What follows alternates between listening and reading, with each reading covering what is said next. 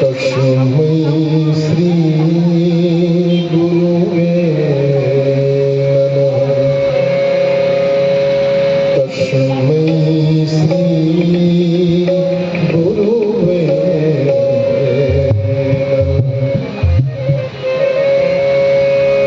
मूकं करोति वाचालं पंगुं लंघयते गिरिं।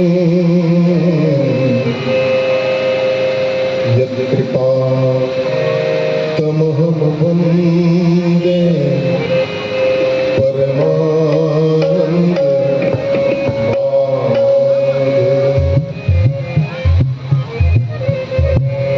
प्रभु समर्थ सर्वज्ञ शिव,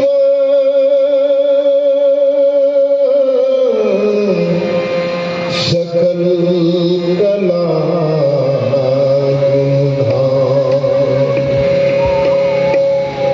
योग ज्ञान वैराग्य निधि। प्रणत कल्पतरुणा, प्रणत कल्पतरुणा।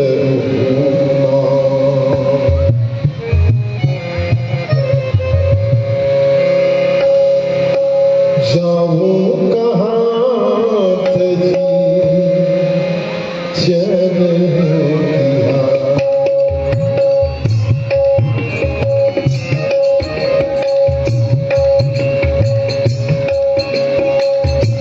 जाऊं कहाँ तजी चरण दिया। जाऊं कहाँ तजी चरण दिया।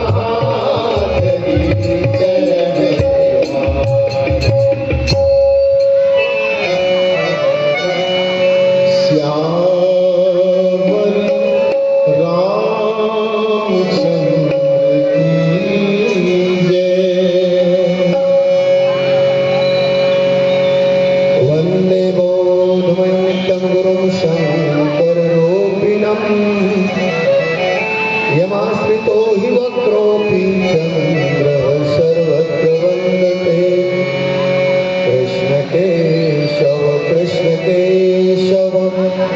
कृष्ण केशव पाहि माम् राम राघव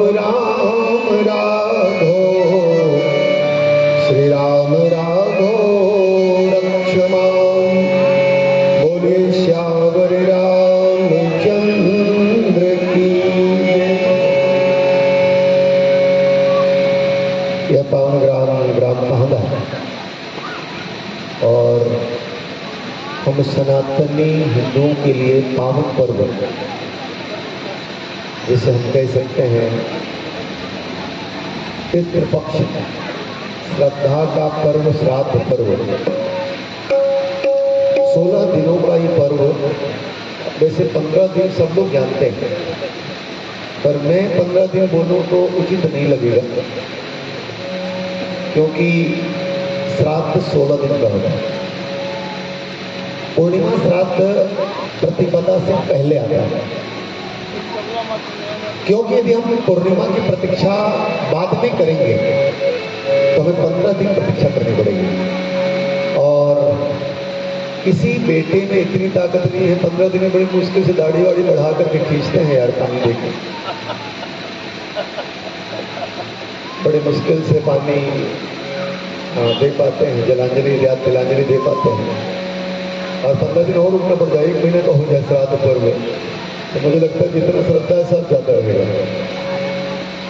तो 16 दिनों का पूर्णिमा श्राद्ध प्रतिपदा से पहले, एकम से पहले पूर्णिमा श्राद्ध, बिल्कुल अनंत चतुर्दशी, जिस दिन गणेश जी के विसर्जन का हवन हुआ, उसके बाद जिस दिन गणेश जी को हम विसर्जन के लिए ले जा रहे हैं, वो श्राद्ध का पहला दिन है, जिसे हम पूर्णिमा श्राद्ध कहेंगे।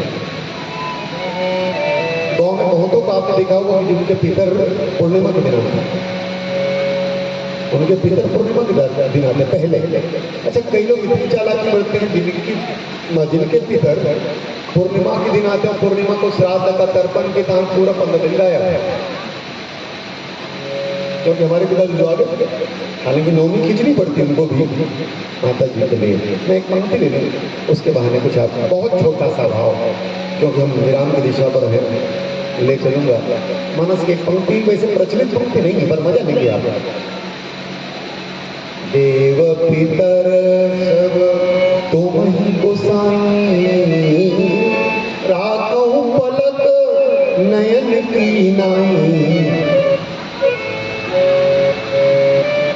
माँ कौशल्या जी के सामने भगवान राम,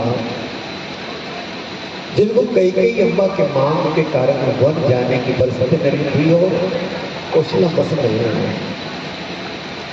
कौशल्या अम्बा से चर्चा के बाद माँ कौशल्या जी को पता लगा कि राम को वन जाना है। माँ ने अपने आप को प्रबोधा, अपने आप को संभाला और संभाल कर संकेत भी कर दिया,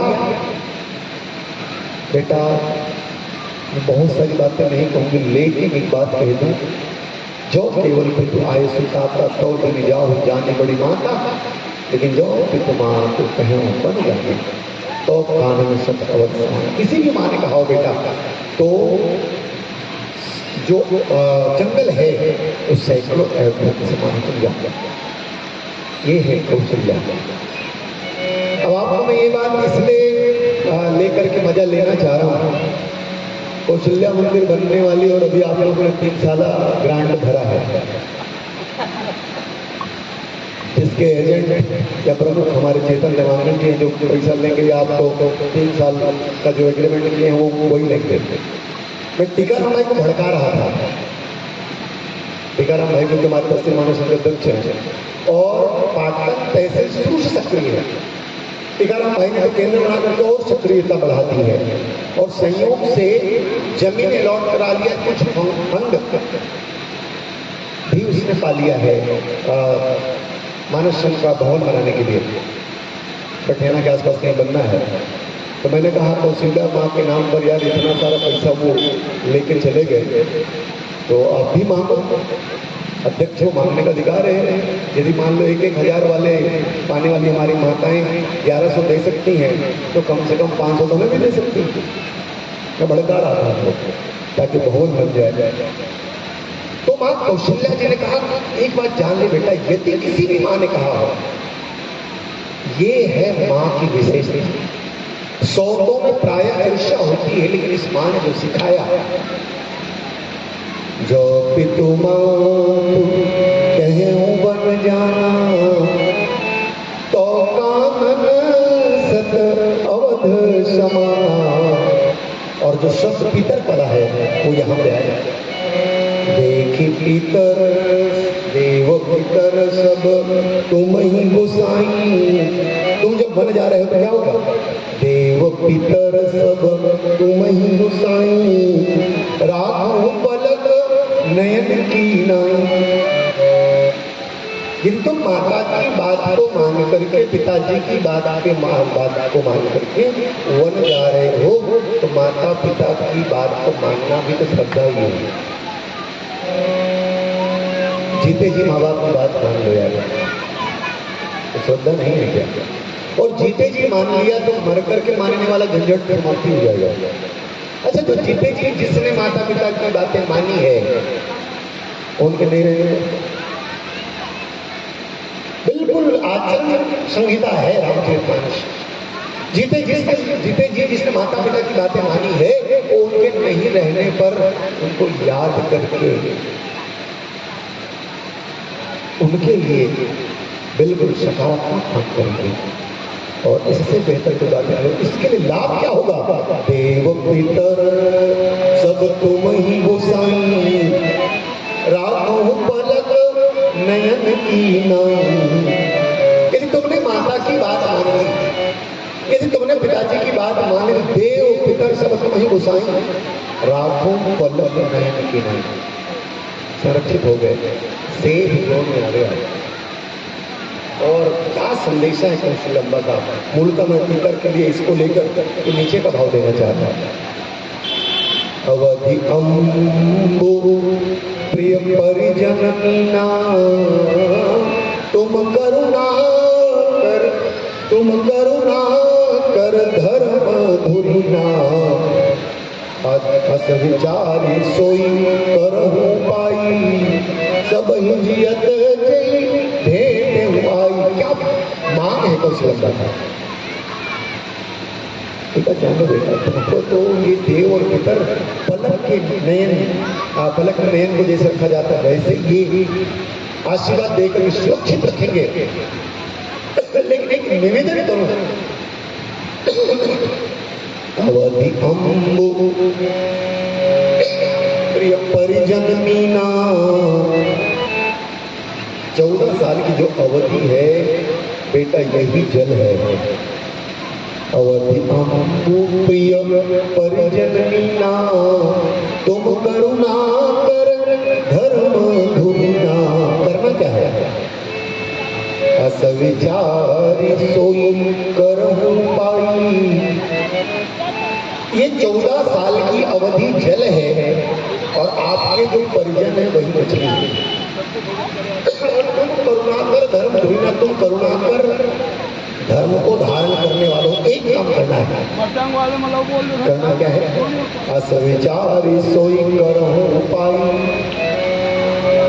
ऐसा विचार एक ही उपाय करना है। क्या? सब ही जियत जही भेंट आई। ऐसा सोच करके ऐसा कार्य करना बेटा कि जब लौटो सब कुछ जीते जीते। कितनी बड़ी बात है, गौर करेंगे। बिल्कुल आपको लगेगा कि कहाँ का विषय से उठा लिया, पर मैं आपको बहुत प्रेम से बातें बांटना चाह रहा हूँ। भगवान राम से आश्वासन मां कौशल्या लेती है, बेटा तुमको वह काम करना है। अवधि अम्बु प्रिय परिजन मीना, तुम करुणा कर धर्म धुरीना। अस विचार से करहु पाई, तुमको वह उपाय करना है। सब ही जियत जही भेंट आई। जब लौटो तो बेटा सब जीते जीते। एक बात जान लीजिए, बेटा जब अच्छा कार्य करता है बेटा जब पिता के नक्शे कदम के साथ श्रेष्ठ कार्य करता है तो किसी भी पिता के हृदय को चौड़ा होने में देर नहीं लगती है। और जो मां को शिकायत कर रही है दोनों रूप में देख लीजिए। यदि भगवान को ब्रह्म माने तो 14 साल के मौत से परे अवध बनाने की बात मैंने मान ली है। 14 साल तक मौत नहीं होनी चाहिए, कोई नहीं। भगवान राम एक प्रश्न कर सकते हैं, माँ मेरा उभर जाना तो पिताजी के गमन का कारण होगा, मेरा उभर जाना तो पिताजी के गमन का कारण होगा। तो माँ भी कहना चाहती हो, मैं भी जानती हूँ बेटा, क्योंकि यदि तेरी माँ ने यही कहा हो कि तुम मर जाओ चलेगा पर मैं मरूंगा फिर बजेगा, तो मुझे मालूम मौत तो होगी, पर उसके बाद कोई नहीं, उसके बाद कोई नहीं। और इसका अर्थ क्या हुआ? इसका अर्थ हुआ राम से कौशल्या माँ ने अवध का पुनर्जीवन मांगा है, पूरे अवध का पुनर्जीवन मांगा है, सिवाय महाराज दशरथ ने। और राम जी के वन जाने के बाद सचमुच में एक ही मौत हुई है जिनका नाम महाराज दशरथ है। इन 14 वर्षों में फिर से किसी ने क्या बताया? क्यों? क्योंकि यदि मान लो, अच्छा मौत का अर्थ क्या लेते थे? मर जाना। मेरे मन में बहुत सारी बातें आ रही थी, बहुत समझना चाह रहा हूँ। अभी मैं रामराजन भाई से चर्चा कर रहा था, एक बात जान लीजिए, यदि किसी के पिताजी का यश न रहा है, हमें से किसी के पिताजी का यश ना रहा हो, उनकी गतिविधियां, उनका व्यवहार, उनका आचार स्तर यदि कमजोर रहा तो कोई बेटा ऐसा बन जाए कि पिता के उस अपयश को धो दे।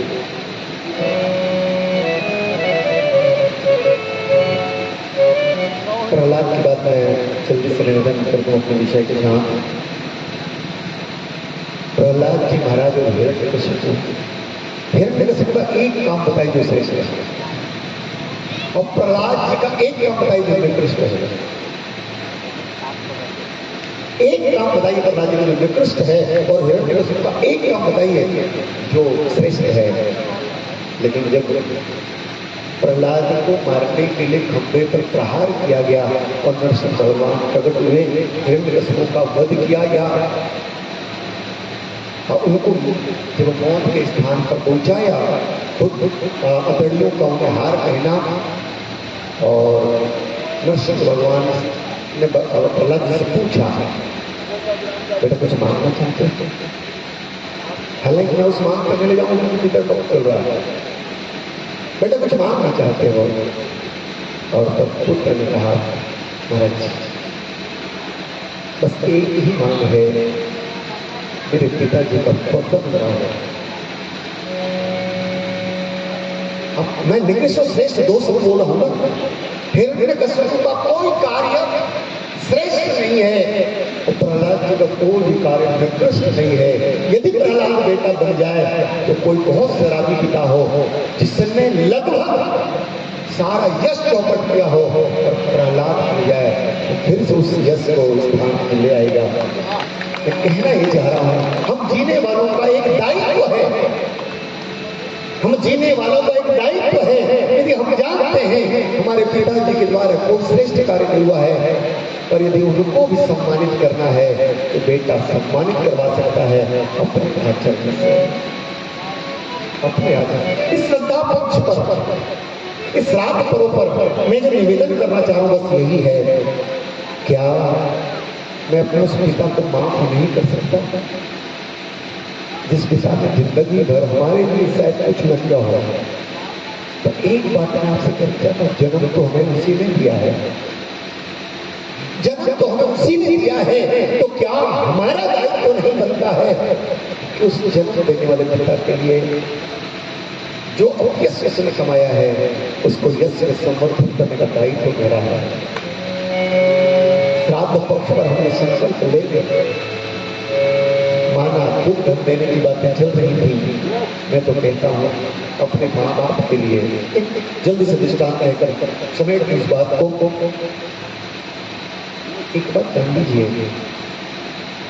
किसी ने बात कहा, महाराज जी पर बताइए, मान लो किसी सक्षम बेटे ने अपने पिता को वृद्धाश्रम पर रखा हुआ,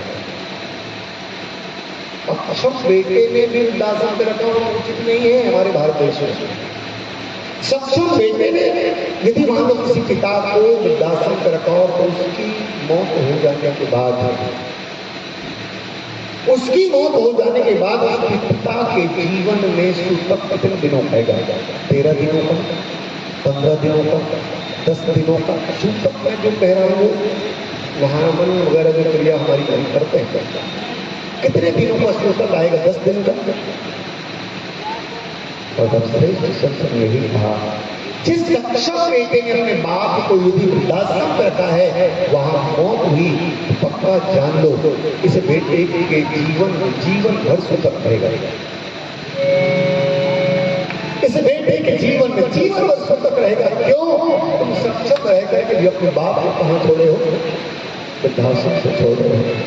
मतलब यही श्राद्ध का यह पर्व हमें बार बार कृतज्ञता ज्ञापन को प्रेरित करता है कि हम पितरों को याद करें। पितर कौन है हमारे? बोले हमारी जड़ें हैं। पेड़ को पेड़ काटते पालव सींचा, पत्ते पर यदि मान लो आप पानी डालें, पेड़ को काट देंगे तो पत्ते पर पानी डालकर वो पेड़ हरा होगा क्या? पेड़ की जड़ों पर जल डालना पड़ेगा। तिलांजलि का अर्पित करते हैं। अच्छा, हम जलने की अर्पित करते हैं। हमारे भागवत जी महाराज ने कहा, सागर के 7000 पुत्र यदि संतरित नहीं हो पाए तो गंगा मैया में लाया हूँ। बोले वो कहाँ किससे संतरित होंगे? बोले गंगा जी के जल से संतरित होंगे, गंगा सागर में।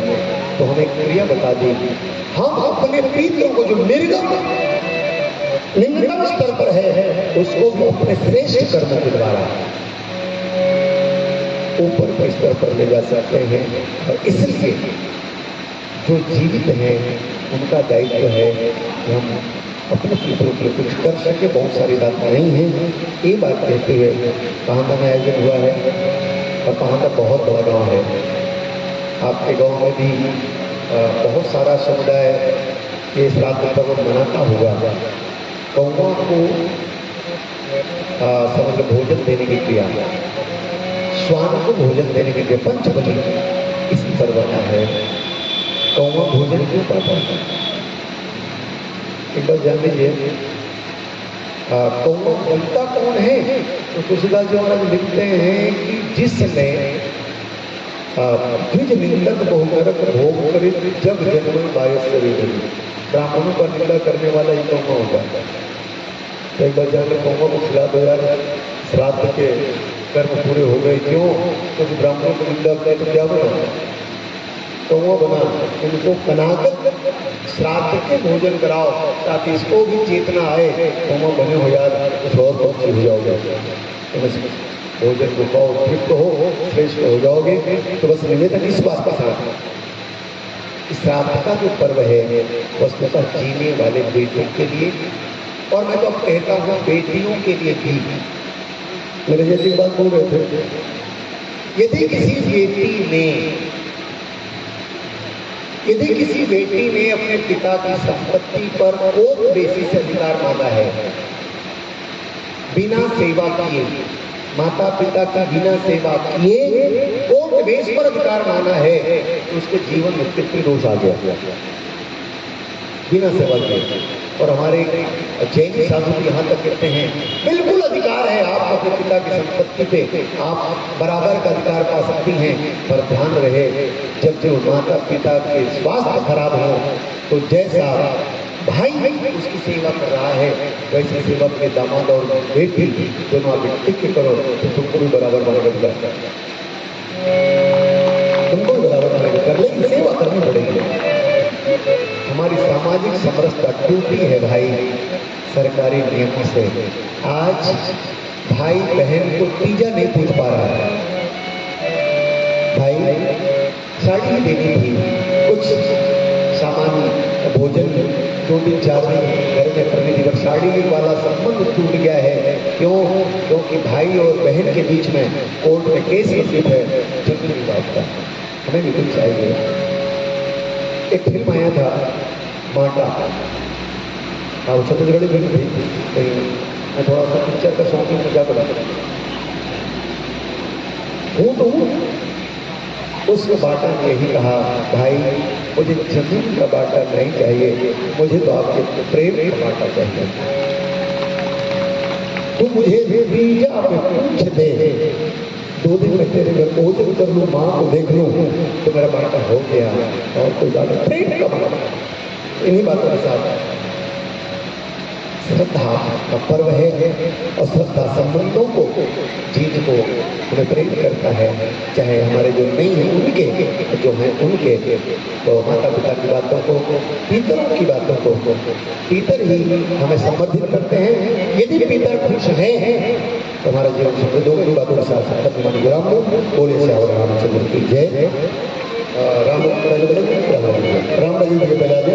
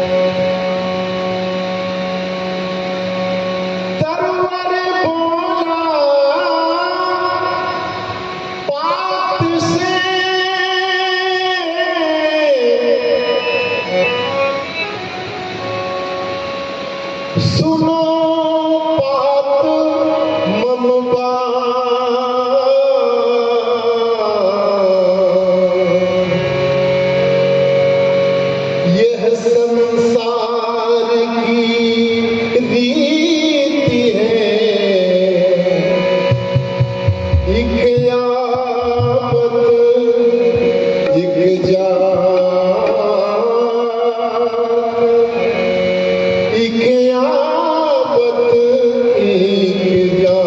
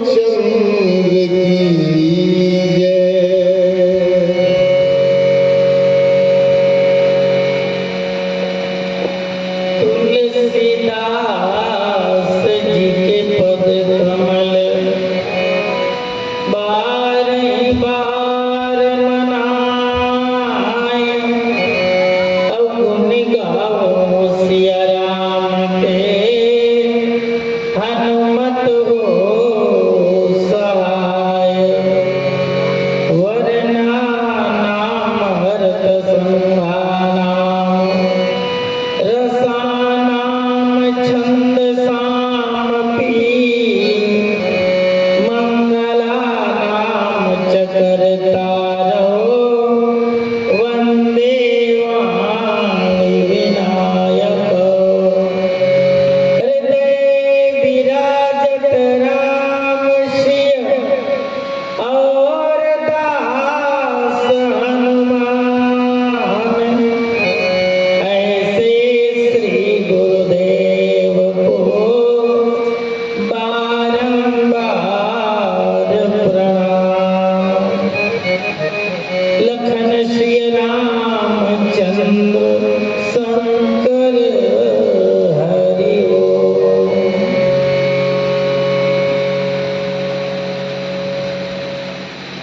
पीतर और मेले के कम पीतर त्योहार और ये पीतर त्योहार इनके भीतर के त्योहार है और हम निरंतर बाहर में निरंतर उपयोग करत रही। तो आप सबको विशेष रूप से जैन हमारे पाटन क्षेत्र के क्रमांक 3 और ये मानस शक्ति केंद्र में जैन आयोजन करे हैं, जैन भी पदाधिकारी है और पादा के जम्मो नर नारी है, लड़का जवान और सियान पीतर सहित सबके श्री चरण में माथा टेके सादर प्रणाम। विशेष रूप से साधु देवा अब एक चीज में प्रश्न करके शुरुआत करो। जैसे पांडा में या ये शक्ति केंद्र में सब पीतर जन आए होगी तो हमले में पीतर में मनाए के का जरूरत है तो बाहर वाले अपन अपन ला जब हम मनाता ना भाई 3 पीढ़ी महाराज जब 3 पीढ़ी तक पानी देना है और पिता दादा और दादा। अब प्रश्न करने भाई हम सब अलग अलग हैं और अलग अलग रूप में ये संग्रहित हुए हैं और एक बात आज जब मनाए जाते हैं पीतर महोत्सव, ये हमारे आपके जीवन के लिए कि हम अल्लाह ये मनाए के श्रद्धांजलि अलग अलग गांव के आके सब देवा थे। तो भैया अपन गांव मनाते हैं, दूसर का पीतर दे के अधिकार है, पीतर ला पानी दे के श्रद्धांजलि दे के अधिकार है। हम रामचरितमानस के जैन में भी कोनो श्रद्धा का प्रति वो कोनो ला भी श्रद्धांजलि दे सकते हैं। एक प्रमाण है रामचरितमानस। कोनो लगी कोनो जात कोनो जीव कोई कहे की जरूरत नहीं है। और एक सबसे बड़े प्रमाण है भगवान राघवेंद्र सरकार जब वहाँ गीतराज जटायु के क्रिया कर सकते, गीतराज जटायु ला श्रद्धांजलि और समर्पित कर सकते, तो वो पक्षी है, वो भगवान है, वो राम है, एक क्षत्रिय वो पक्षी। तो मैं पूछता वो काबर दूसरा करी सोई एक तुम्हारे वहाँ पर जैन आयोजन करे थे पर जोरदार ताली बजना चाहिए। सब न सब कोई बिल्कुल श्रद्धा पूर्वक कार्य कर सकते हैं, एक कोई रोक नहीं है। दास से और निवेदन जैन भी तौर से कनेक्शन जुड़े हुए हैं, ओखर पर अलग से पानी आप दे सकते हैं और यहाँ गाया भी चढ़ा दे ना तो तुम्हारे वहाँ पर ओहल भी उतार सकता कम से कम पानी दे। मैं एक बात तो कही के तुलसीदास महाराज बहुत समन्वय करते मैं एक चौपाई ले लो बोल याद आवते बोले धनुष जब कखरों से नहीं उठे और ओखर बाद विश्वामित्र जी महाराज के तो उठो राम भंजऊ बहुत चापा मेटऊ तात जनक परितापा। तो भगवान राघवेंद्र सरकार धीरे से उठ के मन में कोई विकल्प न दुख न सुख जब चले लगे नहीं तो जनकपुरी के माई लोग मन जनकपुरी के पुरुष सब अपन पितर देवता बनाते थे। माने शब्द लिखते तुलसीदास जी महाराज, बंद पितर सुर सुकृत सम्हारे, और कि जाओ कुछ पुण्य प्रभाव हमारे। वंदना करे जाते पितर के। और एक चीज मैं पूछता हूँ, हमारे श्रद्धे देवानंद भैया बैठे हैं, एक चीज मैं कहा था, जब का न्योता दे रहे सब आए कि नहीं आए, कोई गारंटी नहीं सब आई। तो मैं तो मतलब पूछा था, तो हर पितर वही दिन आई देखकर का गारंटी। मैं प्रश्न उठावा था आपको। अब कोनो न्योता दे सगा मल कोनो जगह बुलाओ तो के किलोमीटर है, 40-50 जब का है। लेकिन मैं तो मतलब पूछा, तो हर पितर जिस दिन आना है वो कहाँ है, के किलोमीटर दुनिया में, तो काय कर्जा लाले देते तो घर खाए बढ़ाई। और लोगों ने सोचते हम पानी देवा था, बोला हम बड़ा बनावा था, वो कर मैं ध्यान चाहूँ, एक गंभीर बात कहना चाहता हूँ। वो गे है ना, बोले कर कुछ नहीं करत है, वो दिन आके तो परिवार में तो ऊपर कृपा करत है, ताकि तो हर चीज लो स्वीकार करत है। ऊपर में गए के किलोमीटर कहाँ से आवत है, और जिन दिन पे बुलावे तेने दिन आई, लेकिन दुनिया के पर कोई गारंटी नहीं आई। लेकर से कि पितर के रिश्ता आपके भीतरौनी जुड़े हैं, तो निश्चित है एक लोगों में पितर बाकी मानो चाहे मत मानो, लेकिन पितर का जरूर मानो। और जेकर पितर कहीं, एक चीज बताओ, बाहर के पर नाराज जब का हुई दिन वही, लेकिन घर में दाई दादा के सम्मान। वो दिन महाराज जी कहे, यदि ते खाना नहीं देवे नहीं तब वो जी जाइए, खाना नहीं देवे तब वो जी जाइए, कपड़ा नहीं देवे तब वो जी जाइए, एक बार पानी नहीं देवे तब वो जी जाइए, लेकिन वो आदमी के सम्मान नहीं कर दे तो आदमी जिए नहीं, वो मर जाए। लेकर से वो निवेदन है, ये पितर लगे बनाता हो, ये हमारे पितर देवता के सम्मान। और ये सम्मान यदि नहीं करे तो ये मान के चले, तो हमें देख बातों के विनोद में अक्का जन बैठे होते, मैं पूछा था कौन पितर नहीं बैठे होते, बताओ। आपसी बातें में कोई नहीं बता, कौन पितर नहीं बता। तुम कको कूद के कहीं करके कुछ भी करके मर जाओ, घर के में कोई पितर में पक्का मिला दिए। जब तुम मतलब पितर में मिला दी तो तुम पितर पर करो, तब तो लड़का मन तोर पर करी। और तुम नपत नहीं दल नहीं मानो तो मतलब कोनो मानने वाला नहीं। भाई वंदना करके। और एक चीज क्या शब्द लिखते, बंद पितर सुर सुकृत संभारे, वो निवेदन करते, वंदना करते पितर के, सुर सुकृत संभारे। बोले मैं वंदना करा था, सुकृत कर्म जिन करे देकर द्वारा ये संहारे, माने कर्म में सुकृत कर्म। और दूसरा नंबर लिखे पितर सुर, तुलसीदास जी लिखे पितर भी और सुर भी, माने देवता और पितर दोनों ले संग लेते हैं। और सीधा सीधा पितर देवता के जब का हो जाए, माने वह नारी मन प्रार्थना करते कि कैसे करके काम ला संभाल ले, हम जीवन में सुकृत कर्म करे हो। और शब्द लेकिन बोले दूसरा तारीफ, जाओ कुछ पुण्य प्रभाव हमारे, और जीवन में हम यदि कोनो पुण्य करे हो नहीं देकर प्रभाव भी, माने अपन पुण्य तक ल देवत है, और पितर ला मनौती बनावत है कि धर्म सब उड़ जाए। बोला तो याद आते अधिक बार करता काय करेला हमार महाराज ने कहा, नंदी मुख श्राद्ध करी जाप करम सब के, राजा दशरथ या राम लक्ष्मण भरत शत्रुघ्न जन्म ली नहीं, तो वो श्राद्ध करी।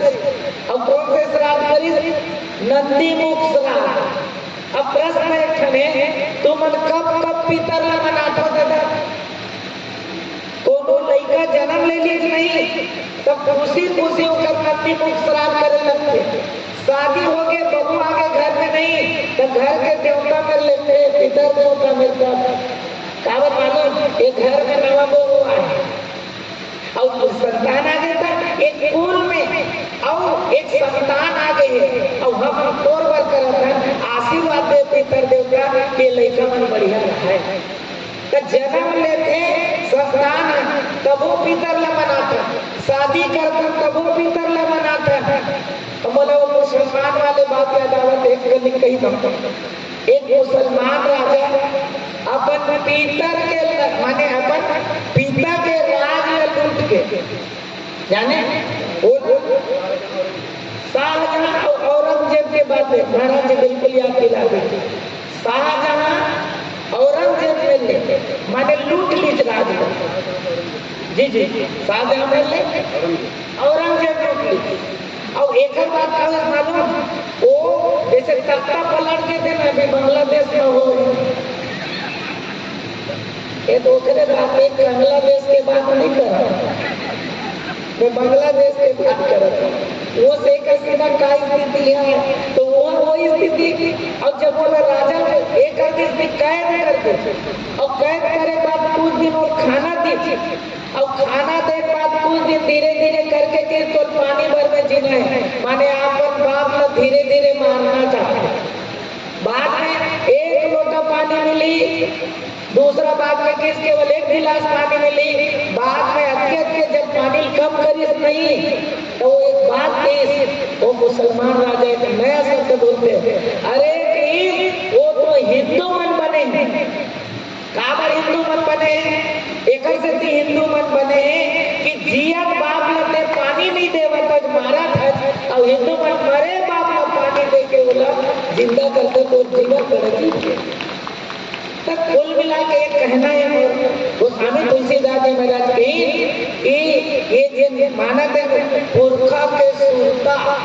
अब बस ये मैं अपन माने विरामता हर कार्य करना है ना बाकी चीज लते कर लेबे। वो लइका एक जन सियान बरोबर बात के तेल कही ना बोले भागवत करवे महाराज वो करे को संतान के दी कोनो की भागवत करवा डरेगा। एक काम कर बोले हरिवंश पुराण वाले आके तुम करवा दे वो संतान नहीं है। बड़ा परेशान हो तो लोगों मतलब पूछिस अते सब करता हूँ उपवास व्रत करता हूँ और यहाँ संताने नहीं आवे कुल में तो का करे जाएंगे। तो कोनो की से एक काम कर ज्योतिषाचार्य देखा कि संतान का बनिया तो बताई संतान एक से तेरी आते कि तो जीवन में पितृ दोष है। तो मैं पूछता चारों ढंग लग घूमताओ एला कर ओला कर और भीतर रहना कोनो नहीं देखो तो भीतर रहना एक कोनो एक दिन मजाक है महाराज के दिन मुकाबल राम राजेश कबू कबू छत्तीसगढ़ी बोलते तो मजा आता तो मैं क्या कैसे माता पिता कहते तब बढ़िया लगते पिता माता कहते तब बढ़िया लगते। बोले कैसे पिता जो पिता है वही माता है और जो माता है वही पिता है। तो जब ऐसे कैसे कहता समझ में नहीं आई जो पिता है वही माता है अच्छा माते हुए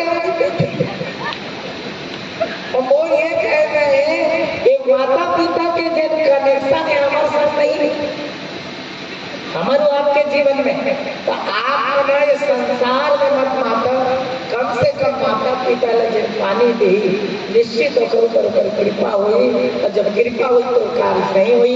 ये भाव के साथ में बाकी कुछ नहीं बोल के एक ही चीज कहा ये कौन से तिहार कौन से बात पुरखा के सुरता बने बने खावत हो और बने बने बिल्डिंग में हो और बने बने पहिना तो पुरता अब तो मना लो तो मना और याद कर लो पुरखा के सुरता। अंत में भाव के साथ कि यदि पंखों में उड़ान है यदि पंखों में उड़ान है तो आसमान तुमसे दूर नहीं। पंखों में उड़ान है तो आसमान तुमसे दूर नहीं। होठों में मुस्कान है तो इंसान तुमसे दूर नहीं। और पितर में यदि श्रद्धा में ज्ञान है तो भगवान तुमसे दूर नहीं। आप सबको पितृदेव का आशीर्वाद बने रहे। श्रद्धे बाबूजी ने मैं आमंत्रण प्रेषित करत बोले लक्ष्मी श्री रामचंद्र की जय।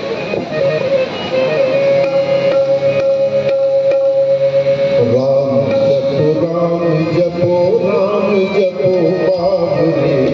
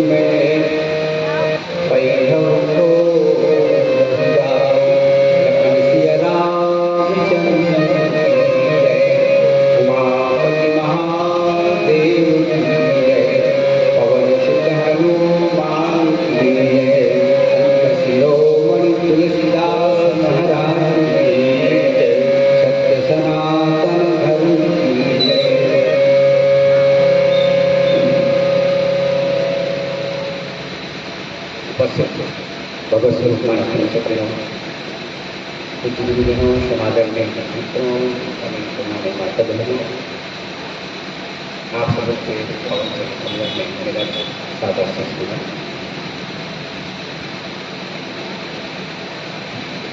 हमारा जो गांव है ग्राम भंगड़ा, बहुत से मामले में ये गांव जो है बहुत ही उत्तम है। यहाँ जो भी कार्यक्रम होते हैं उसमें सबकी बड़ी भागीदारी रहती है और एक नए कार्यक्रम की शुरुआत पुरखा के सुनता इस शीर्षक से शुरुआत ये कार्यक्रम हुई है और इसके पीछे जो भी हमारे शुभचिंतक हैं,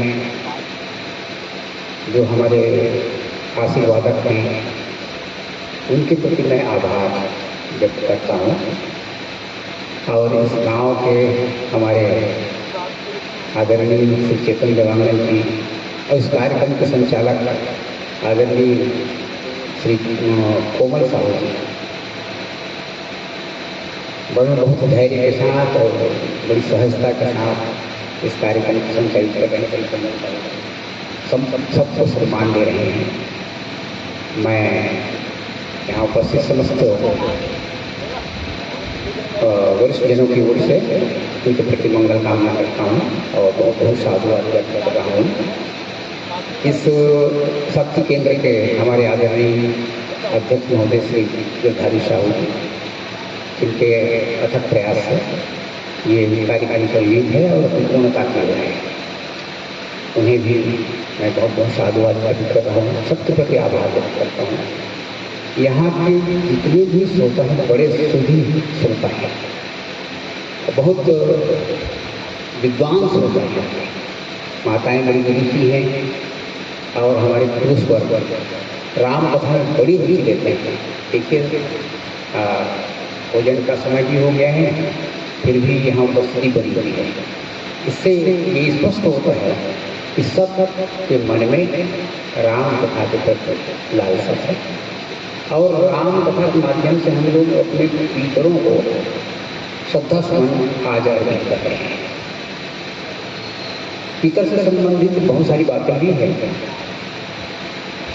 और हम तो ये कहेंगे कि ये जो महापर्व है उन पूर्वजों के प्रति हमारा आभार प्रदर्शन है, कृतज्ञता ज्ञापन है कि आपने हमको सब कुछ दिया है और आपके कारण हमारा अस्तित्व है।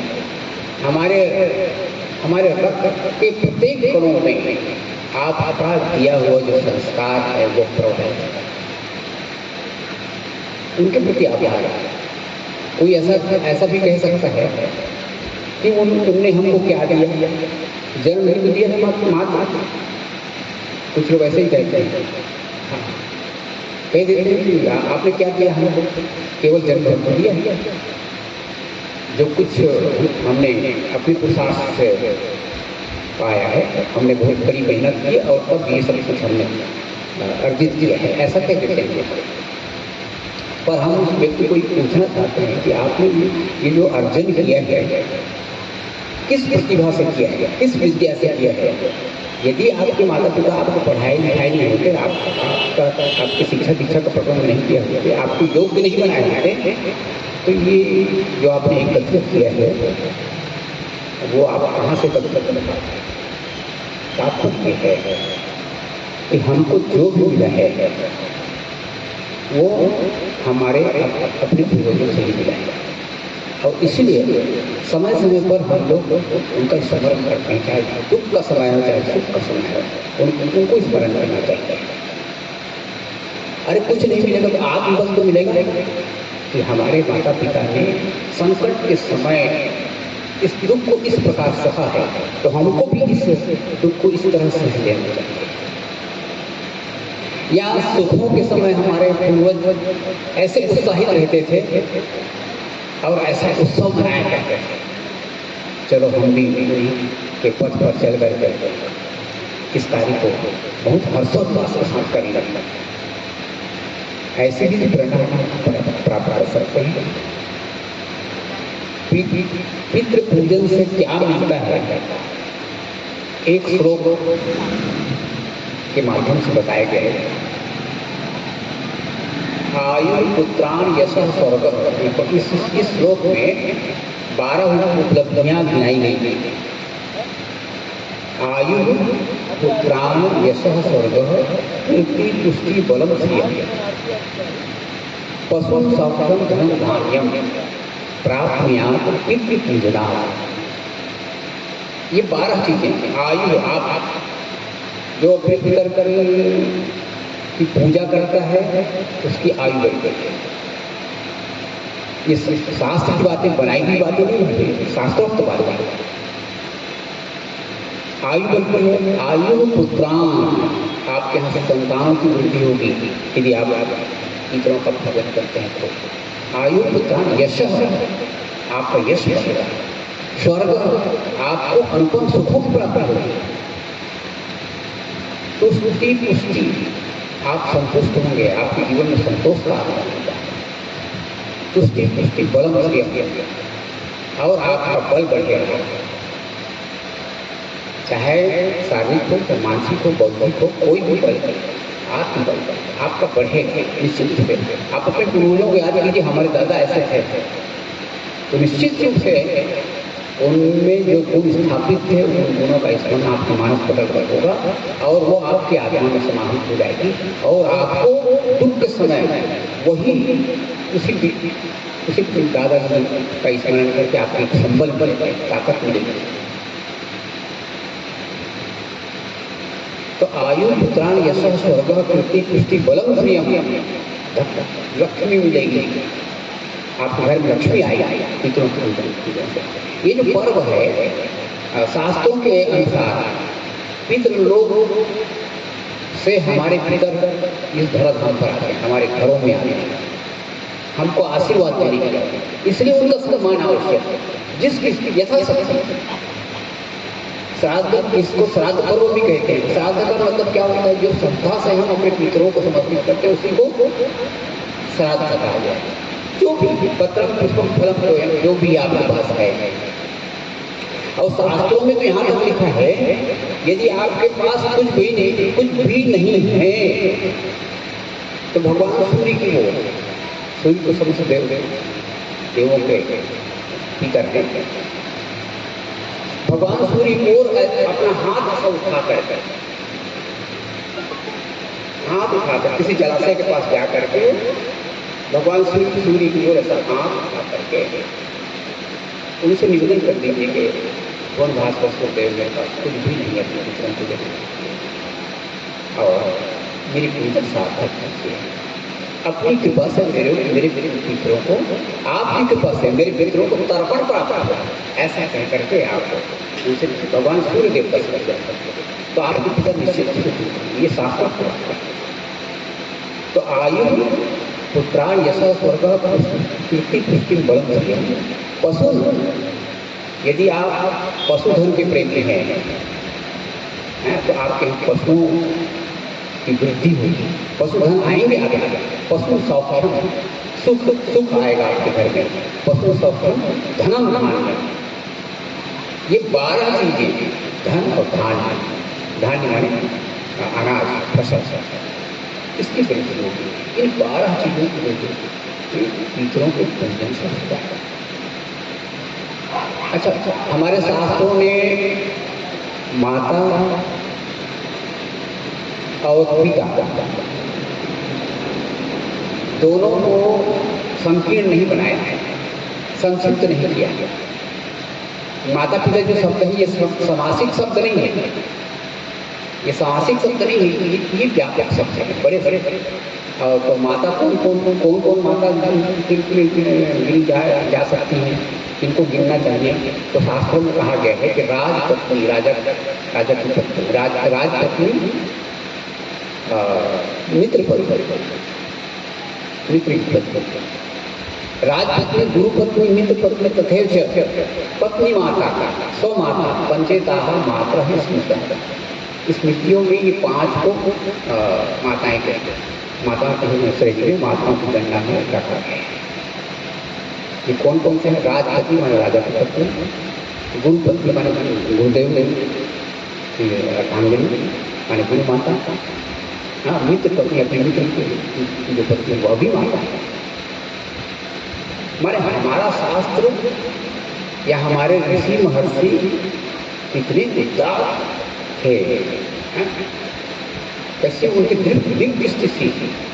हम लोग तो अपनी बेटी को भी माता कहते हैं, अपनी बहू को माता कहते हैं। अल्लाह माता जो है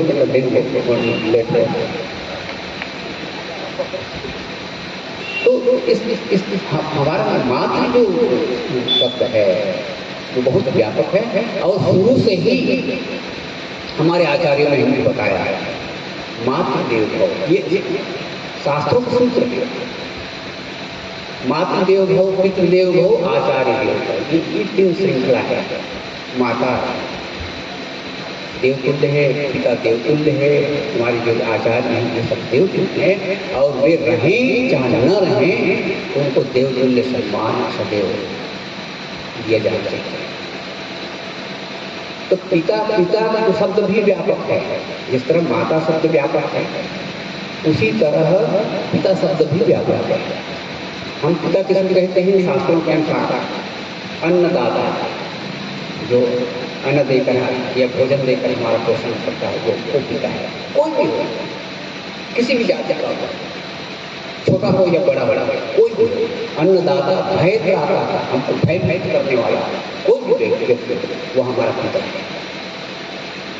अन्नदाता, भयत्राता, विद्यादाता, तथैव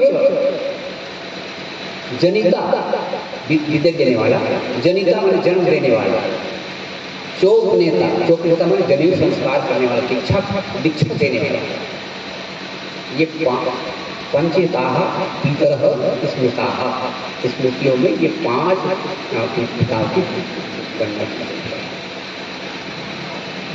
तो ये सब पिता है हमारे और इनका सम्मान इन 15 दिनों में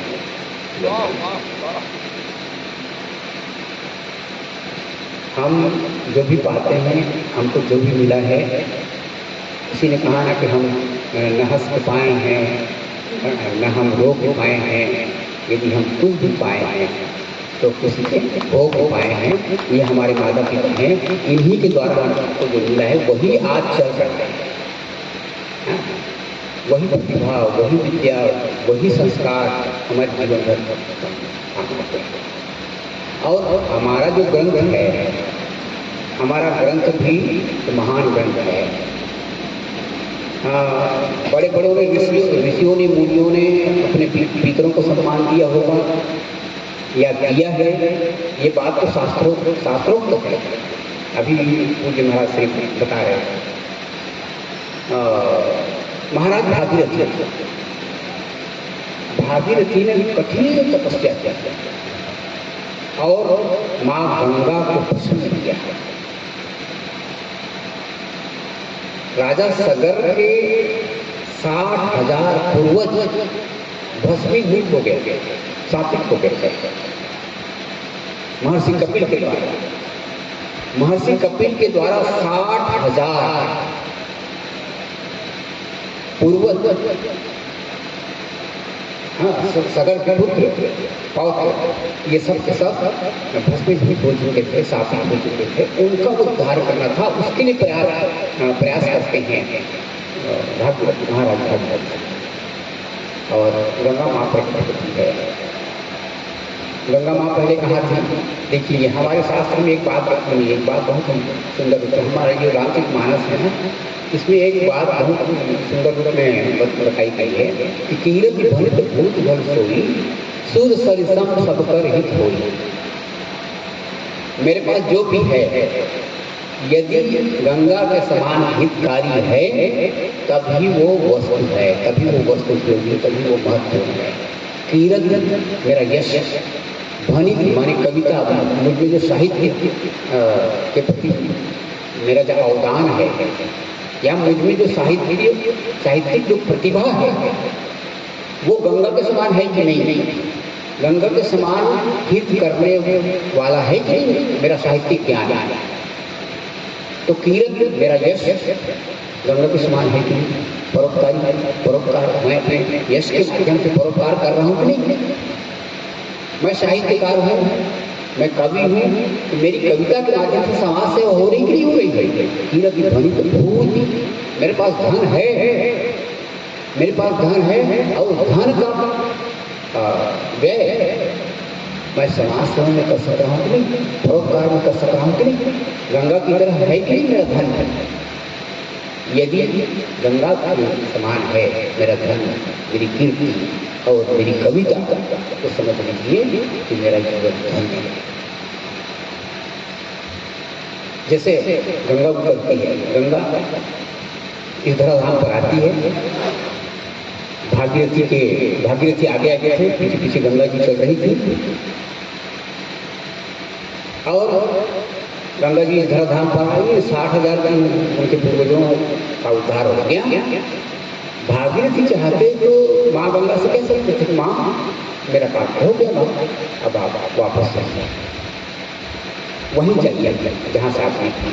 माने भगवती गंगा कहाँ से निकली है? ब्रह्मा जी का मंडल है। ब्रह्मा जी की राजा बलि यज्ञशाला में भगवान जब वामन से विराट में एक पैर का ब्रह्मांड ब्रह्मलोक चला गया, वहाँ ब्रह्मा जी ने उनके चरणों को धोया और चरणों का चरणामृत को अपनी कमंडली में संचित कर दिया। वहीं से कालांतर में भगवती गंगा का प्रादुर्भाव होता है।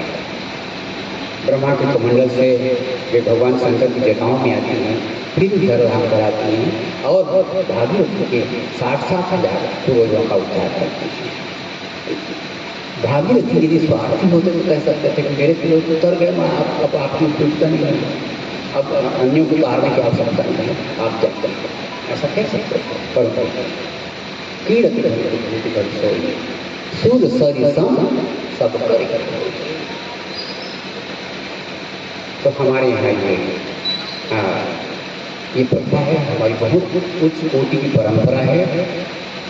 इसको परंपरा कह लें, इसको संस्कृति कह लें,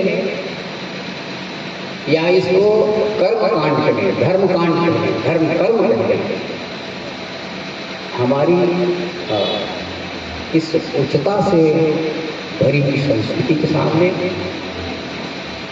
किसी दूसरे की जो संस्कृति है वो मुकाबले में नहीं करते, उसकी बराबरी, इसकी बराबरी दूसरों की संस्कृति कर ही नहीं सकते। हम तो अपने ऐसे दिवंगत आत्माओं को श्रद्धांजलि समर्पित करते हैं, श्रद्धांजलि समर्पित करते हैं। अरे हमारे यहाँ तो पक्षी कह रहा है इस सुंदरकांड में दोहा क्रमांक 27, ये कौन है जो अपने भाई को श्रद्धांजलि देना चाह रहा है? ये है संपादक। एक पक्षी है, पक्षी इसको कहते हैं जो किसी मत का, किसी सिद्धांत का पक्ष है, उसको भी हम पक्षी कहते हैं। पंख वाले को पक्षी कहते हैं। और जैसे ही कहा गया, जैसे ही बंदरों ने बताया कि जटायु ने भगवती श्री सीता के प्राणों, भगवती श्री सीता की रक्षा में अपने प्राणों को उत्सर्ग कर दिया, अपने प्राणों को बलिदान कर दिया। जब बंदरों के मुंह से जब संपाति सुनता है अपने छोटे भाई जटायु के पराक्रम की गाथा, तो ये संपाति तो धन्य हो जाता हुआ तुमने बहुत बड़का दिया। और अपने भाई को जटायु को श्रद्धांजलि समर्पित करने के लिए बंदरों से कहता है मेरे तो पंख नहीं है भैया, ऐसा करो मुझको समुद्र के किनारे ले चलो, मैं भी अपने भाई जटायु को तिलांजलि श्रद्धांजलि देना चाहता हूँ। ये भारत का पक्षी है भैया, हाँ ये पक्षी है, किसी मनुष्य से कम नहीं है इसके कारण। तो इस तरह की गाथाएं हमारे शास्त्रों में हैं और जो हमारे पूर्वजों ने जो रीति चलाई है, जो शास्त्रों में जो बातें आई है वो व्यर्थ नहीं है, वो पूर्णतः मान्य है, मान्यता प्राप्त है, प्रमाणित है, शास्त्रोक्त है। इसलिए हम इन 15 दिनों में अपने पूर्वजों का सम्मान करें, चाहे जलांजलि देकर करें, चाहे भजनांजलि देकर करें, चाहे भावांजलि देकर करें, जितना बन सकता है उतना सब करें। और इस तरह पुरखा के सुरता इस शीर्षक से जो आयोजन हुआ है इसके लिए पूर्ण है बाद सबको बहुत बहुत बधाई समर्पित करता हूँ और सबके मंगल में जीवन की कामना करते हुए यही कहता हूँ कि सर्वे भद्राणि सुखिनः, सर्वे सन्तु निरामयाः, सर्वे भद्राणि पश्यन्तु मा कश्चित् दुःखभाग् भवेत्। जब श्री रामचंद्र की जय। अभी हम हमारे वरिष्ठ मानस के वक्ताओं के माध्यम से मानस के गहराइयों को और देव पितर के पूजने के क्रम को बड़ा सुंदर साकार किया गया है। आइएगा, आप मंच पर बैठे रहें। मंगल आरती भी समापन की ओर हम आगे बढ़ना चाहेंगे। कलाकार द्वय हमारे बीच बैठ गए हैं जिनको समय नहीं मिला है। भाई कपिल साहू अंचल के तबला वादक हैं और भूपेश कुमार दिवांगन, और हमारी टीम में जो हो आदर्श मानस मंडली के वे मंच पर हैं। मंगल आरती के साथ हम विदा लेंगे। भाई नंदलाल साहू और प्रहलाद साहू जी से मेरा विनम्र प्रार्थना है कि इन हमारे महान वक्ताओं का एक वस्त्र के माध्यम से सम्मान करने के लिए आप आएंगे। और हमारे भाई गिरधारी साहू तबला वादक, भोपाल मणि और वक्ता त्रय का हम सम्मान करते हुए आरती की ओर हम आगे बढ़ना चाहते हैं। भाई कपिल साहू ये भी हमारे 3 बजे से आए हुए हैं और मानस के सेवा सम्मान आपका जरूरी समझ रहे हैं। आप एक भजन गा देंगे।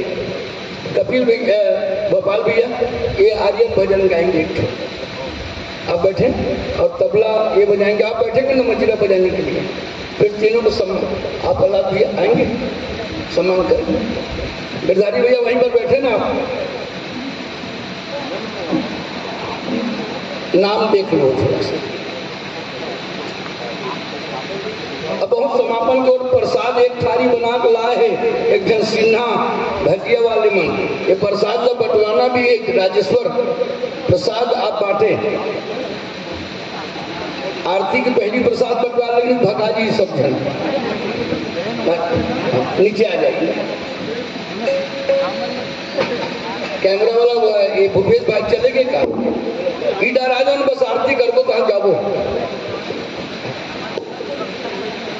अच्छा जो मिल के कोई बात नहीं, जो मिल के तो लोग गमछा नहीं देना।